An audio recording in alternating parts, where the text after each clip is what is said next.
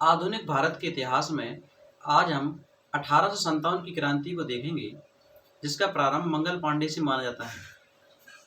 सेना में जब एनफील्ड राइफल का प्रयोग हुआ, सेना में जब एनफील्ड राइफल का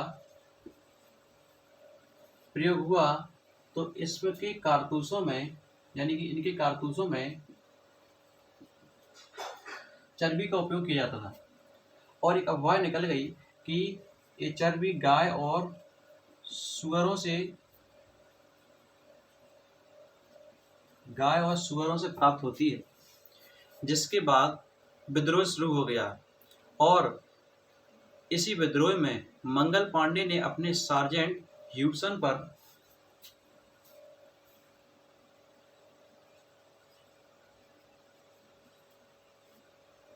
पर एवं लेफ्टिनेंट बाग पर गोली चला दी। लेफ्टिनेंट बाग पर गोली चला दी।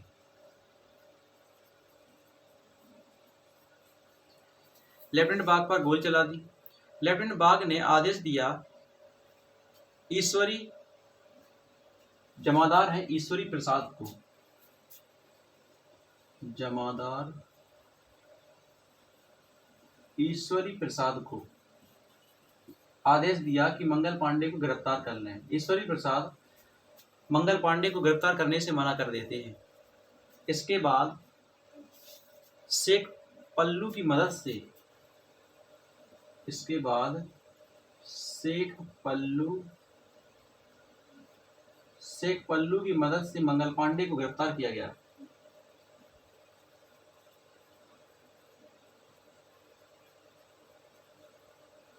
शेख पल्लू की मदद से मंगल पांडे को गिरफ्तार किया गया।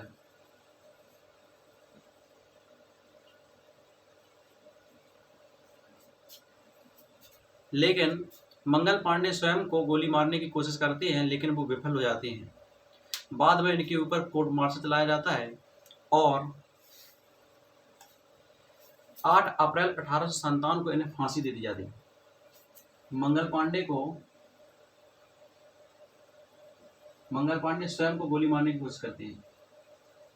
मंगल पांडे स्वयं को गोली मारने की कोशिश करते हैं, नहीं गोली मारने की कोशिश करते हैं,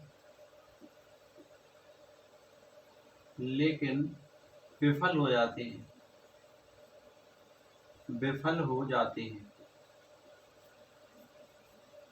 बाद में इनके ऊपर कोर्ट मार्शल चलाया जाता है और 8 अप्रैल 1857 को इन्हें फांसी दे दी जाती है। 8 अप्रैल 1857 को इन्हें फांसी दे दी जाती है मंगल पांडे को। और जो ईश्वरी जमादार थे ईश्वरी प्रसाद, जिन्होंने मंगल पांडे को गिरफ्तार करने से मना कर दिया, उन्हें 21 अप्रैल 1857 को फांसी दे दी जाती है। जमादार ईश्वरी प्रसाद को 21 अप्रैल 1857 को फांसी दे दी जाती है।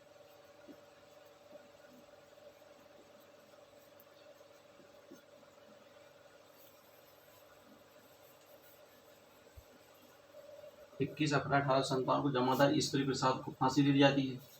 8 अप्रैल 1857 को मंगल पांडे को फांसी दे दी जाती है।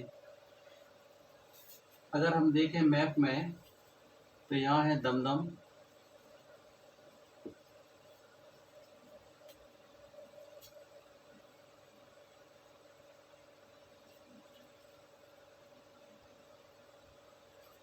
यहाँ जनवरी 1857 में ब्राह्मण बेस की बंदूक का प्रारंभ हुआ। यहाँ बहरामपुर, या फरवरी 1857, और यहाँ पर है बैरकपुर, यानी कि बैरकपुर मार्च में, और इसी बैरकपुर में 34वीं Bengal native infantry regiment, Bengal native infantry regiment में मंगल पांडे एक सिपाही के तौर पर, एक सिपाही के पद पर सेना में तैनात थे, यानी कि सेना में थे। और कौन सी में? पैदल सेना के पद पर थे। और अगर हम इनकी बात करें जन्म की, तो मंगल पांडे का जन्म उत्तर प्रदेश के बलिया जिले के नगोवा गांव में हुआ। मंगल पांडे का जन्म यूपी के बलिया जिले के नगोवा गांव में 1827 ईस्वी में 1827 ईस्वी में हुआ। 1827 ईस्वी में मंगल पांडे का जन्म होता है। मंगल पांडे सेना के तौर पर बैरकपुर में 34वीं बंगाल नेटिव इन्फेंट्री रेजिमेंट में शामिल हो जाते हैं और पैदल सेना के पद पर हैं। लेकिन जब ब्राउन बेस बंदूक के स्थान पर एनफील्ड राइफल का प्रयोग किया जाता है और इसमें एक अफवाह निकल गई कि इस बंदूक के कारतूस में चर्बी के रूप में गाय एवं सुअरों का उपयोग किया जाता है, तो विद्रोह शुरू हो गया।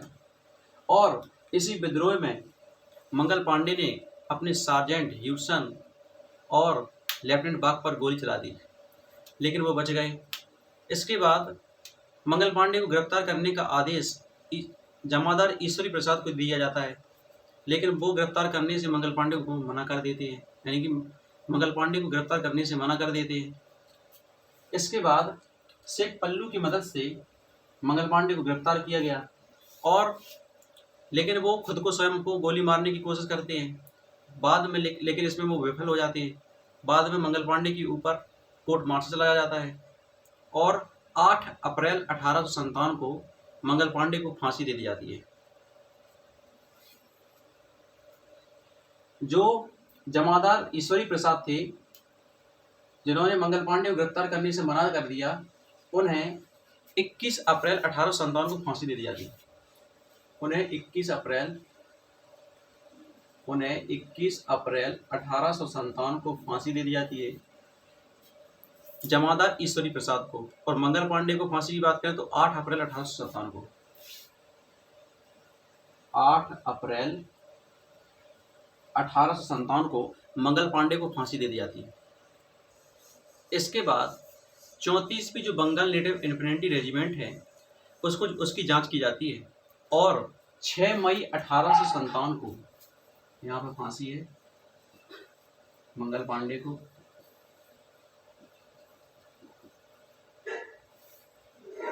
इसके बाद 34वीं बंगाल नेटिव इन्फेंट्री रेजिमेंट की जांच की जाती है और जांच के बाद 6 मई 1857 को इस रेजिमेंट को भंग कर दिया जाता है और सैनिकों को सजा दी गई। जब सैनिकों को सजा दी गई तो इसके बाद सभी सैनिकों ने खुला विद्रोह कर दिया और मेरठ में कुछ सैनिकों को फांसी की सजा दी गई और 85 सैनिकों को 10 वर्ष का कारावास दिया गया।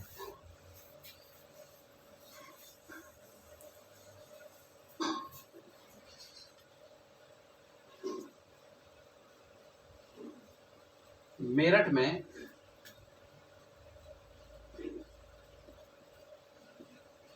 कुछ सैनिकों को फांसी दी गई एवं 85 सैनिकों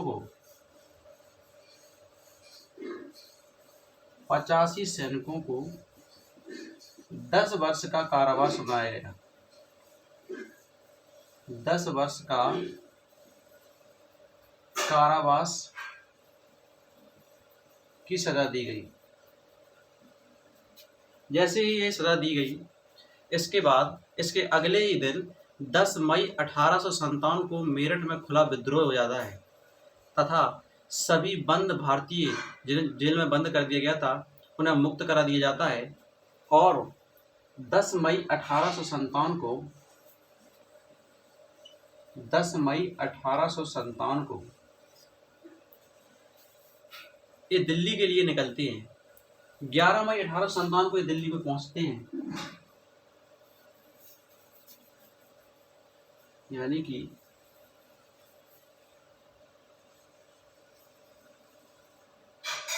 यहाँ से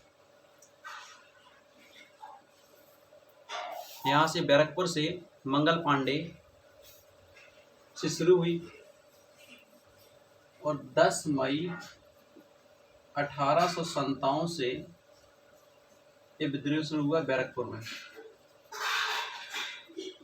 यहाँ से दिल्ली के निकलते हैं और 11 मई 1857 को ये दिल्ली पहुंचते हैं और 12 मई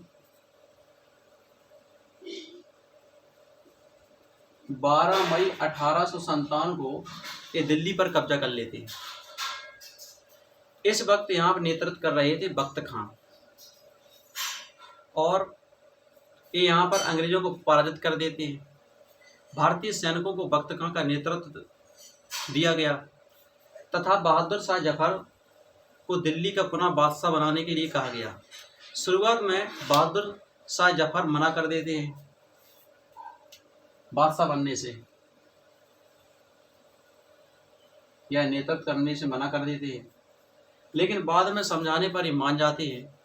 क्योंकि ये वृद्ध व्यक्ति थे लगभग 80 वर्ष के। दिल्ली में इस वक्त बहादुर शाह जफर द्वितीय 80 वर्ष से अधिक के वृद्ध व्यक्ति हैं। 80 वर्ष से अधिक के वृद्ध व्यक्ति थे और इनके अंदर साहस की भी कमी थी, इसलिए ये शुरुआत में नेतृत्व करने से मना कर देते हैं, लेकिन बाद में इन्हें समझाने पर ये मान जाती है। क्योंकि ये वृद्ध थे तो वास्तविक में नेतृत्व बख्त खां कर रहे थे। वास्तविक में अगर हम नेतृत्व की बात करें, वास्तविक में नेतृत्व बख्त खां कर रहे थे। वास्तव में नेतृत्व बख्त खां कर रहे थे। और जब ये बात भारत के गवर्नर जनरल को पता चली, जो कि उस वक्त लॉर्ड कैनिंग थे, तो वो सेनाओं को भेजता है। वो सेनाएं पंजाब, कश्मीर और जिंद से सेनाएं आती हैं। कहाँ से सेनाएं आती हैं? पंजाब, कश्मीर और जिंद से। पंजाब, कश्मीर और जिंद से सेनाएं बुलाई जाती हैं जो अंग्रेजों की मदद करती हैं। और निकोलस सैनिकों के साथ युद्ध में मारा जाता है। जब निकोलस सैनिकों में के साथ युद्ध में मारा जाता है तो इसके बाद हडसन को भेजा जाता है। यानी कि जो निकोलस था, निकोलस मारा जाता है सैनिकों के साथ। निकोलस मारा जाता है, हडसन को भेजा जाता है और हडसन विद्रोह को दबाने में सफल हो जाते हैं। विद्रोह को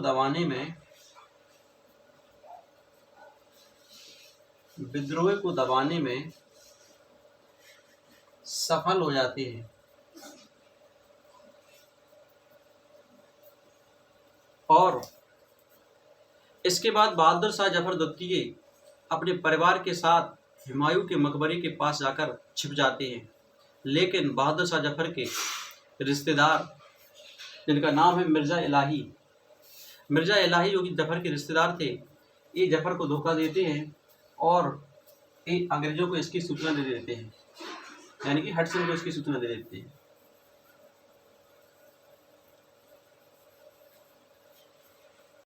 मिर्ज़ा इलाही जो कि जफर के रिश्तेदार हैं, वो जफर को धोखा दे देते हैं। जफर के रिश्तेदार, जफर के रिश्तेदार हैं जो धोखा दे देते हैं और बहादुर शाह जफर जो कि हुमायूं के मकबरे के पास अपने परिवार के साथ छिप जाते हैं, इसकी सूचना अंग्रेजों को दे देते हैं, यानी कि हडसन को दे देते हैं, यानी कि हडसन को सूचना दे देते हैं, सूचना दे देते हैं। और जब हडसन हुमायूं के मकबरे के पास पहुंचता है तो बहादुर शाह जफर और हडसन के मध्य, हडसन भी उर्दू का जानकार था, यानी कि उसे उर्दू आती थी, और बहादुर शाह जफर भी उर्दू के अच्छे शायर थे। तो इन दोनों के मध्य में शायरी में बातचीत होती है, जिसमें हडसन बहादुर शाह जफर से कहता है कि दम दमे में दम नहीं है, खैर मांगो जान की, ए जफर ठंडी हुई अब तेग हिंदुस्तान की। तो उसी में शायरी में जवाब देते हैं बहादुर शाह जफर द्वितीय कि गाजियों में वो रहेगी जब तलक ईमान की, तख्त लंदन तक चलेगी तेग हिंदुस्तान की। इन दोनों के मध्य में वार्तालाप चलती है और हडसन बहादुर शाह जफर के दो पुत्रों को, जिसमें पहले हैं मिर्जा ख्वाजा सुल्तान, मिर्जा ख्वाजा सुल्तान, मिर्जा ख्वाजा सुल्तान और मिर्जा मुगल, मिर्जा मुगल, और इनके पौत्र अबू बकर, अबू बकर की बहादुर शाह जफर के सामने ही गोली मारकर हत्या कर देते हैं। और बहादुर शाह जफर को और इनकी बेगम जीनत महल को, जिन्हें जीनत महल को रंगून निर्वासित कर दिया जाता है, जिनकी बहादुर शाह जफर की 1862 ईस्वी में रंगून में कैदी के रूप में मृत्यु हो जाती है,